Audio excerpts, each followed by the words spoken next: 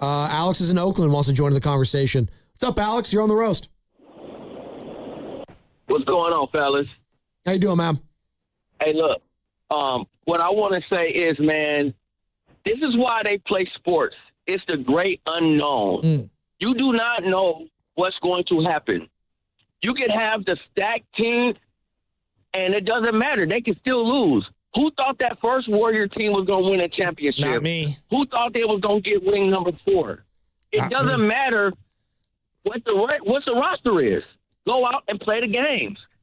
In order for you to win, you have to make your team better. So that means your players have to get better. Give them a chance and let them get better. We don't need all these, let's tank and get a draft pick. That doesn't guarantee anything. I agree. No, I'm with you, Alex. We were actually having this conversation earlier, and it was actually just about LeBron ring chasing, like taking the best scenario and situation and all of that. I was like, there's no guarantee that the Sixers are going to be good next year. I don't know. Like, they could be. Knows? They could be. But, Embiid's been hurt a lot. Right. Like, I was in the perfect example is another team that played in Philadelphia, the Dream Team.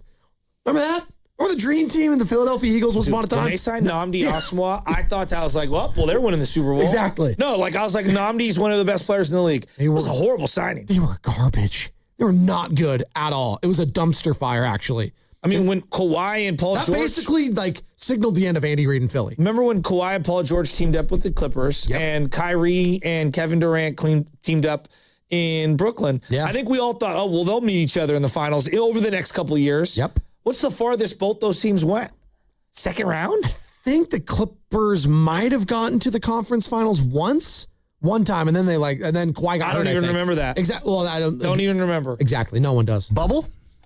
Not the bubble. No, not the bubble. It was because they blew a 3-1 lead in the bubble to the Denver Nuggets. Remember that? That's what it was. Yeah, tough scene there. And then the Lakers beat the Nuggets, and then the Lakers win all of that. But I remember Pat Bev having the tweet, remember when it was all going down, hey, Steph. The next 5 years are ours. Steph, don't worry, man. The next 5 years are ours. Sorry, you guys had your time. The next... Pat Bev. I will always think of him in the camera when he was a Laker. When he took the camera and he showed the ref. No, that's not the best. It's when he was in KD's face, clapping in his face in that first round. KD averaged like 45 and 10 that series. What was the round one? Didn't they have like a huge comeback against the Warriors in that series? Am I tripping?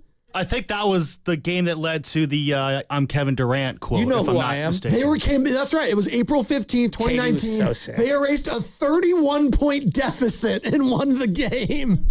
Oh, that was bad. That was at Oracle, too.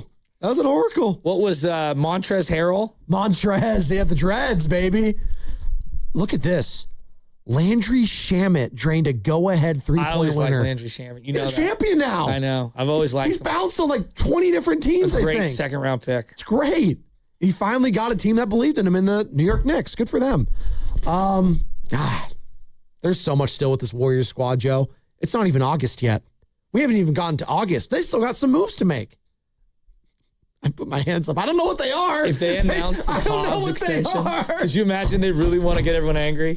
Announce the pods extension before the Draymond signing? I wonder if Phil in Texas would be frustrated. What's up, Phil? You're on the roast.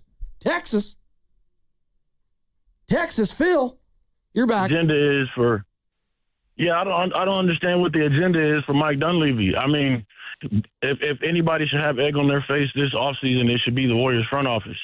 We spent 2 off seasons trying to chase nothing, and it just resulted in absolutely a failure of an off season. So, I mean, when are we going to hold this man's feet to the fire and start considering making replacements for him? Since the standard of the culture of the team starts from the front office, what's going on there? You don't think that they're doing you don't think every move has been curated to appease Curry and Kerr? Like, honestly, no, I honestly don't. No, I do not. I do not. I do not. I think that Mike Dunleavy lacks the leverage needed because he's a player. Potentially, it could be because he's a player and other people are execs. They don't want to have those type of leverage given up. If I'm an agent, why would I want an ex-player to show me up in the trade market and at my job? Where that's my expectation. Phil, I love you. I think you're thinking way too deep into the whole player executive. Very strange. a lot of these former GMs and guys were players too, coaches or elsewhere. Like that doesn't matter at the end of the day. They're looking at the dollar and cents of things. Is it going to make sense for the here and now? And yes, like and him saying, no, I don't think they're. Yes, they do. Steve Kerr and Steph Curry are in all of these conversations. That's all. They are being told everything. Steph, literally, I have the quote right here. Let me pull it up here. Like Steph in the Marcus Thompson article in The Athletic, you can go find it there right now. There's a lot of good quotes from him. And he's like basically asked about like, you know, where this team is at and if they couldn't land major help and whatever, and would you be willing to, you know, go get someone else? And Steph's like, sure. I'm hopeful for all the creative ideas of getting the best team possible. We've had those conversations. But when you have injuries at the top like that, it's always going to change. He gets it. He gets it. And I think that's what pisses off Warrior fans, particularly Steph Curry fans. It sounds like Phil might have been. Like, they're mad because Steph is signing off on all this stuff. And they want him to a little bit of a you know what? You know, a Richard, as Goo likes to say, and say, go full at GM. Go full of Stephen Curry and take over and, you know, hold Lacob's feet to the fire. That's not who he is. And that's not why you love him. You love him because he doesn't create all this drama. And now when you want actually drama, you're saying, Steph, go do this. Like, no, you're asking a tiger to change its stripes. He's not going to do that. By the way, the tiger exhibit was closed yesterday at the Oakland Zoo. What if they had traded for Anthony Davis and LeBron still said no? Oh, man. That would have been a tough look. I think Dunleavy might have gotten fired for that. If potentially, if you brought in AD and he had to give up a bunch of picks. And then extend him, which was they would have done. And if you just extended him, hypothetical. I think that would have lost Dunleavy his job. I'm serious. But right away? Not right eventually? away. Eventually, because I think he wouldn't have been healthy enough to You might be stay on the right. floor. Yeah, you might be right. I think, and again, I'm projecting here, but I think that would have put the nail in the coffin for Dunleavy as GM. Hell, it still might be. I don't know. Like, I do think it's a fair question to ask if you want Dunleavy to be the GM if you're trying to do a total rebuild. I don't know. I don't know what he is as a GM at this point.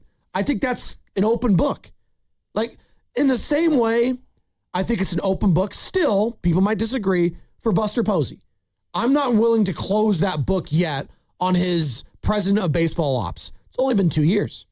And it's been way more bad than good. Hell, I can't even think of a lot of good. A lot of the good is like a Luis Arias, who you're going to trade in about a week. Robbie Ray, who you're going to trade. Like, I don't know. But Dunleavy's done a lot more good than Buster Posey's done. And we're acting like Dunleavy's on the level of Buster Posey, who's at an all-time low right now amongst the GMs and president of operations. Let's go to Leroy in Oakland. Long time no here, Leroy. How you doing, man? Hey, what's up, guys? Good Monday morning. Real quick, man, because I know you guys are up against it. I am so glad that, I think Draymond is coming back. I think the Warriors are going to bring him back.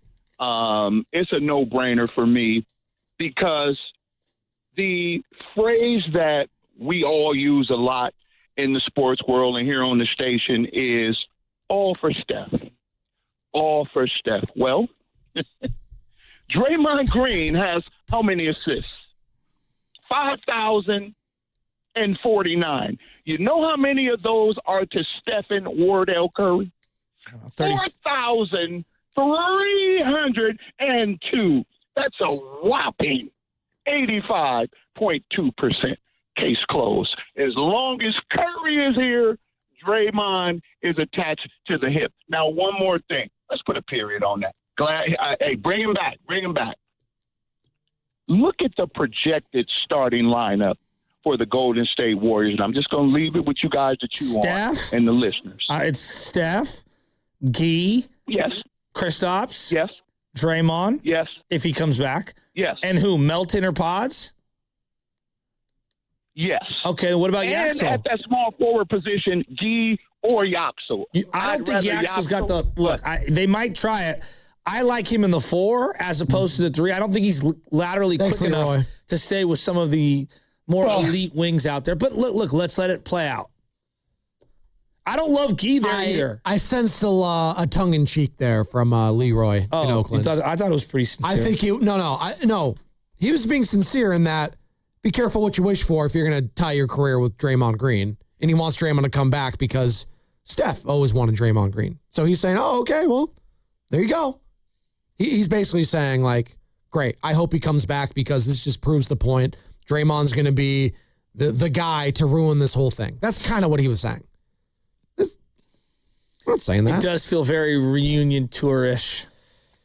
It feels just like this team's not going to be good next year. And I think we're all finally realizing it's going to be a tough watch for the Golden State Warriors next year. It's going to be a tough watch. But think about what I said at the end of the year when I heard all those statements. It's like, I was really encouraged because it felt like they were going to turn the page. Yeah. And now it just feels like, no, roll it back one more year. And rolling it back one more year is just like the worst of the possible scenarios. Well, you're not rolling it back in the sense that you do have a guy that's going to take up heavy minutes, that's going to be a piece for the future, like a legitimate piece. Joe, I'm talking about the rest of the roster. Well, I'm just talking about If you bring back GP2 and Draymond, you're literally bringing back the exact same team except adding Yaxel. I only care about Yaxel. No, but that's how I'm viewing it as a fan. But Joe, like you're trotting out a 37-win team that won't have Jimmy. They won a lot of games with Jimmy. Yeah. They're not going to have Jimmy for more time this year than last year, and all you added was Yaxel. Think about what I just said. I know. They have not added a new player in free agency. That wasn't on the team last year. I think Yaxel will be the most popular player by outside of Steph on the team by the end of, I'd say, Thanksgiving. Isn't that a good thing? Oh, it's a great thing. That's a great thing. But it's also an indicator of how, meager their team is. Sure. And I'm curious as it pertains, again, this is all going to be next year stuff because unfortunately that's kind of what we're already doing. We're kind of poo-pooing this upcoming season in regards to like actual expectations. But a year from now, Steph being a free agent, and I know it sounds laughable to you and me maybe, but if he was willing to take a pay cut and add some pieces and Yaxel looks like an all-rookie kind of a team guy and you have some good pieces there, and I don't know, with pods, we'll see. You have Guy Santos obviously on the cheap, and you show some legitimate development. I don't know. Maybe they could have action next year. Action being like they could be a playoff team. I don't know. Not this upcoming season, Joe. I'm saying a year from now, heading into the next season. Well, they'll be able to absorb a contract that someone else wants to get rid of. Exactly. That's something they really haven't had the opportunity to do. The books will be open. Yeah. You'll be open for legitimate business a year from now. You don't want to hear it today, and I'm not trying to preach it to anyone. I'm not going to do a whole segment on it. I'm telling you, in a roundabout way, it's going to be a blessing in disguise that they didn't move all the picks and LeBron James came. I'm telling you. I know you guys don't want to hear it today. Jimmy B in Fremont might agree with you. What's up, Jimmy B? Hey, man, basically the same thing. I could see the same thing happening with LeBron. Anthony Davis, just like Draymond assist with Steph, it would be the same thing, only would be to a losing situation. And yeah, LeBron would get his numbers. Plus, he's not a team player. Ask how many Lakers are saying they're sorry to see him go. That's my opinion. I think that's kind of funny. We were actually just talking about that off air. Like, the revisionist history on what the Lakers were before LeBron James got there and after is just laughable to me. We got a couple minutes here. The Lakers were an absolute laughingstock when LeBron James chose to go there. He chose to go there. And look at where that team was when he joined. They had Luke Walton as their coach and a bunch of young guys that didn't know what they were doing. And then he traded all those young guys for Anthony Davis. They won a title. And then now, look at the state of where that team is at now. They got Luka Doncic, Austin Reeves, Walker Kessler. And people might think they're not going to do anything in the West. They might not. But they're in a significantly better position as a franchise now than when he joined. And I think he deserves a lot of the credit for that. I do. If you don't want to give him that, if you're a Laker fan, whatever, I don't care. I'm just looking at it from the totality and a national perspective. That place was an absolute laughingstock, and he helped change them into what they should be, which is one of the gold standards of the NBA. Now, the Warriors have been one of the gold standards of the NBA for last decade plus. And we're going to fall on some hard times potentially here the next year or two.